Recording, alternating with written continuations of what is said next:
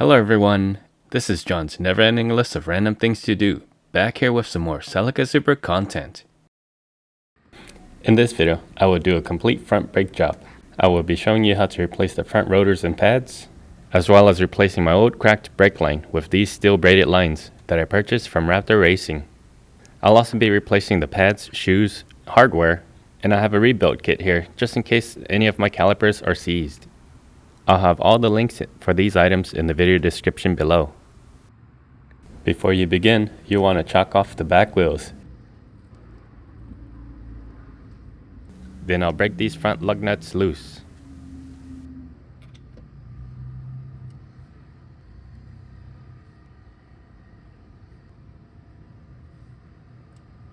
Now it's time to jack up the car and throw some stands underneath. Now remove the lug nuts and wheels. From here you want to get an oil pan ready to catch any dust. Now using a 12mm, break this bolt loose and remove it completely. Now the caliper can be pushed up and the brake pads can be pulled out. Looking at my brake pads, I still have a lot of life left, but I'll be replacing these anyway. Next, you'll want to break these two 17mm bolts loose.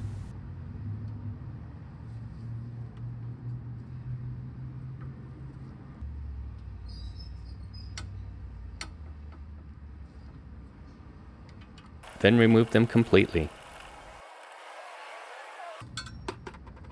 If your caliper is getting in your way, you can easily remove it. Just slide it out like so. Then place it somewhere safe.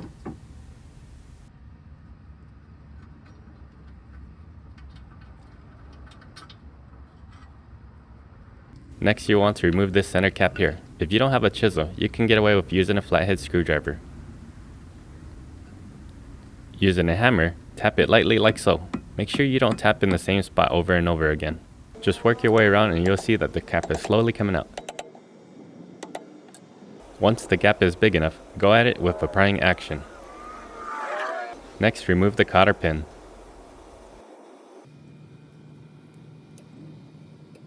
Follow that up by removing this lock nut.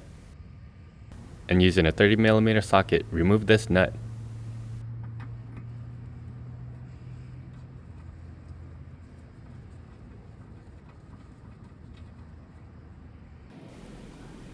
When you go to remove this whole assembly, you want to remember there's a thick washer right here.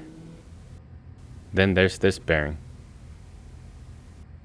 And since I'm going to remove all of this anyway, I'll go ahead and show you guys how to remove and replace the bearings. Using a towel or a rag, remove as much grease as you can. To remove the inner seal, place something here like so to give yourself leverage. Then using a prying tool, pry out the seal. It might not come out at first, just give it a few tries and eventually it'll come out. Now the inner bearing can be removed. Using a towel or a rag, remove as much grease as you can.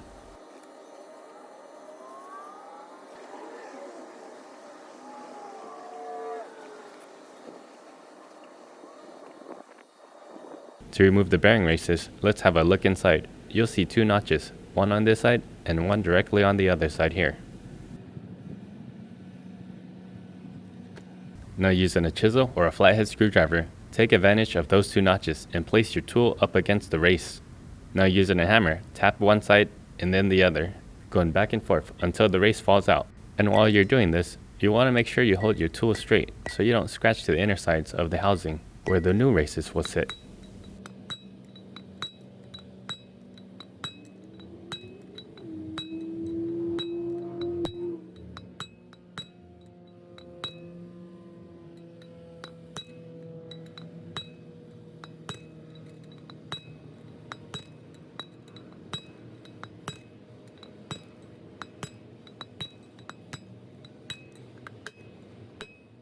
One race down, one more to go. Looking inside, there's one notch here and one notch on the other side. Now to repeat the hammering process, hit one side and then hit the other. Again, make sure you don't score the inner side of the housing where the new race will sit.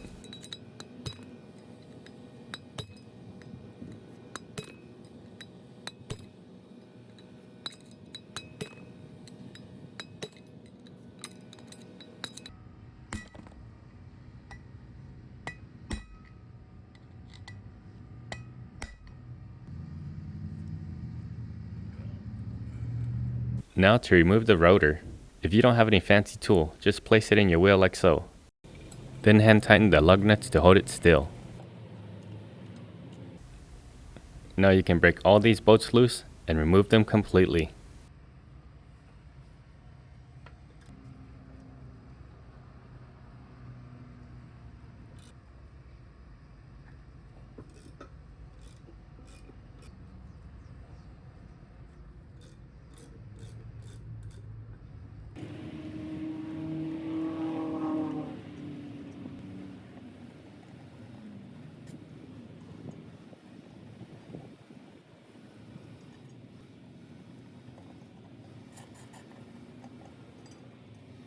The old rotor is ready to come out, and the new rotor is ready to go in.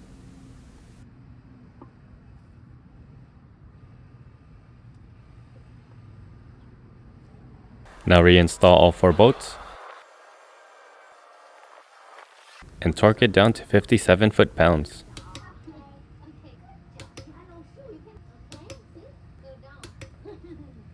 Since I will be using synthetic grease, I'll go ahead and remove all the old grease in here. Using a rag or a towel, I just placed it in here like so and just spun it around. Now to install the new bearing race, I lightly coated the outside with grease. Then using a race driver, I smacked it back into its place.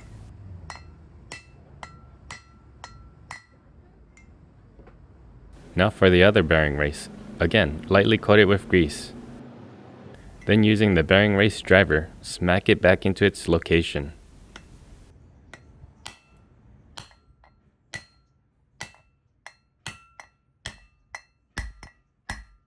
Next you want to pack your new bearings with grease.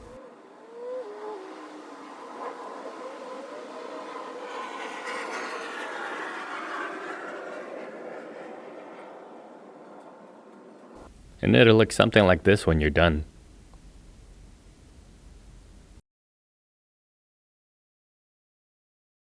Now you want to apply some grease to the bearing race. From here you'll want to pack the inner sides with grease, and once you're done it should look something like this. Now to insert the rear bearing. I also packed the inner seal with grease before installing it. Now using a seal driver tool, I'll press it back into its place. And sometimes these things just need a little persuasion.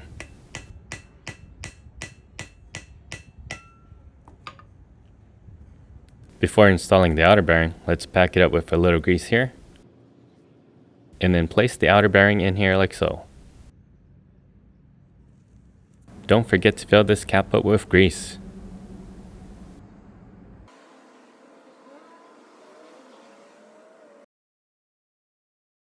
And before anything goes back, you'll want to coat this area with grease. Now everything is ready to be reinstalled. Place the assembly over here like so, and you'll want to press it in completely. You'll know when it's pressed in. You'll hear some air blow by. Now that it's pressed in all the way, follow that up with the thick washer here. Then the 30mm nut. And now it's time to set the preload for the bearing. You'll want to torque this nut down to 22 foot-pounds. Then spin it around a few times. This helps the bearings to seat properly.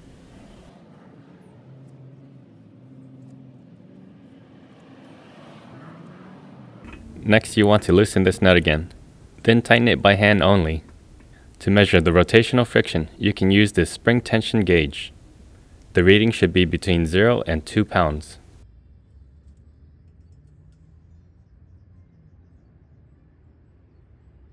Okay, and with the bearing properly preloaded, it's time to place in the lock cap.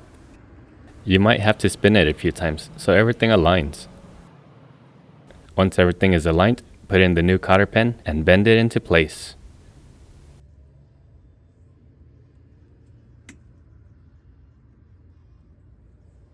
Now this cap is ready to be reinstalled. Give it a few light taps and it'll go into place. So now let's take care of the caliper bracket and the brake hardware. I started by removing any of the old residual grease on this shaft. Then I proceeded to remove all of the old hardware.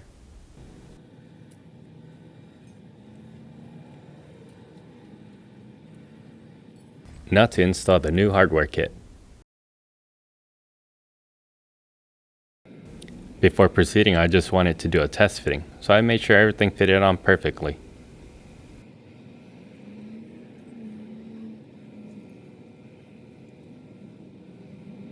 This hardware was a little too loose for my liking, so I had to bend these tabs in a little.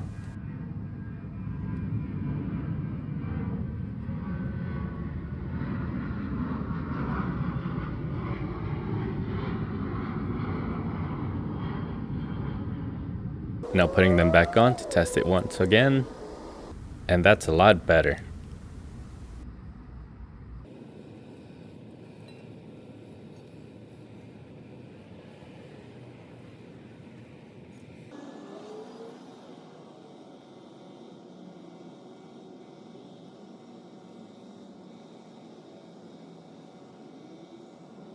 And now that I know everything seats properly, I'll remove the hardware and add some lubrication, only where the hardware makes contact with the bracket.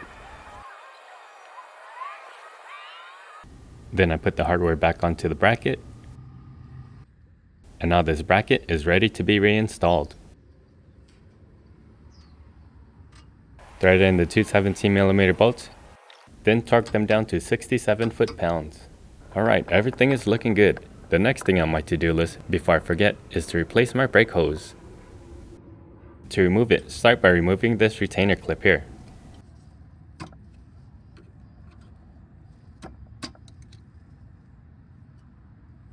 Then using a 10mm flare nut wrench, break this connection loose and remove it completely.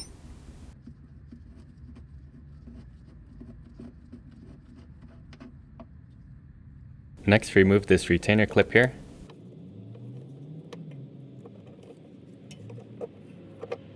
Then pull down the brake hose. From the old brake hose, you'll want to recycle this C-clip here. Try to fit in a flathead screwdriver like so and pry it out.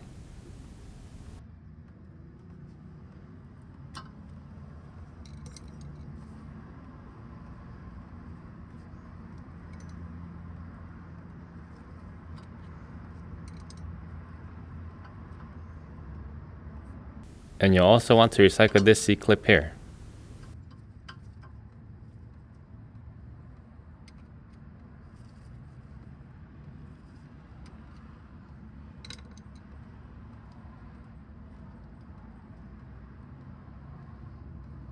Now using an 11/16 flare nut wrench, break loose this connection here, then remove it completely.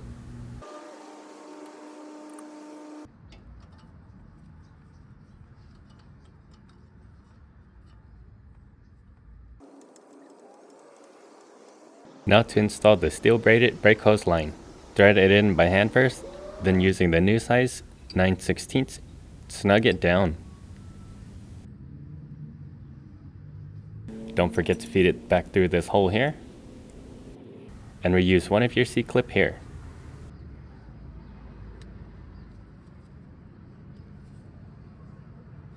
This fitting will go here. Now slide back in the retainer and secure it.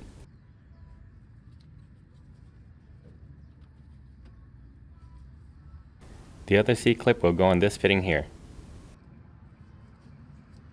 You'll want to press it back in. Now that it's in, slide this in here like so, and thread these two pieces by hand.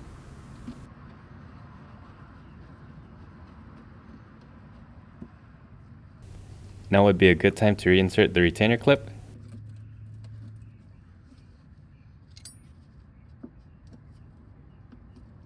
Then snug this down.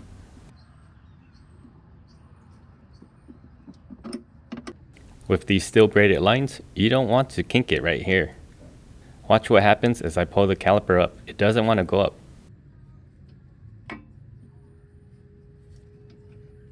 You'll want to pull out some of the slack here, and now the caliper will easily go up.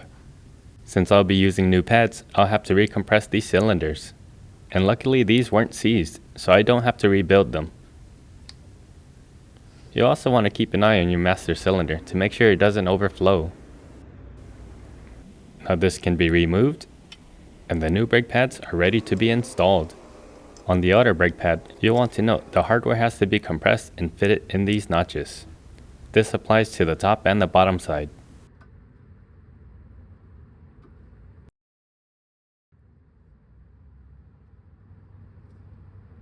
For the inner pad, you'll want to try to put in the back piece first, then everything will pop into place.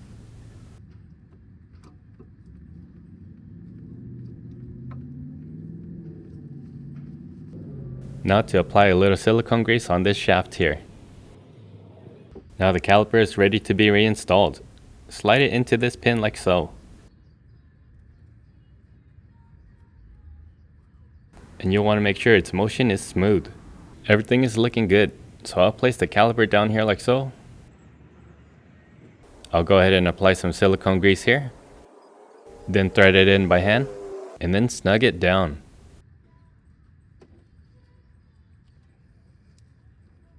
And with that completed, only if you broke open the brake lines, you have to purge all the air from the brake system. And once this is completed, put your wheels back on and torque down the lug nuts to 80 foot-pounds. I hope some of you found this video helpful. If you did and you liked it, help me with those thumbs up. And if you're not subscribed yet, consider subscribing. Thank you all for watching, and I will see you guys for the next random project.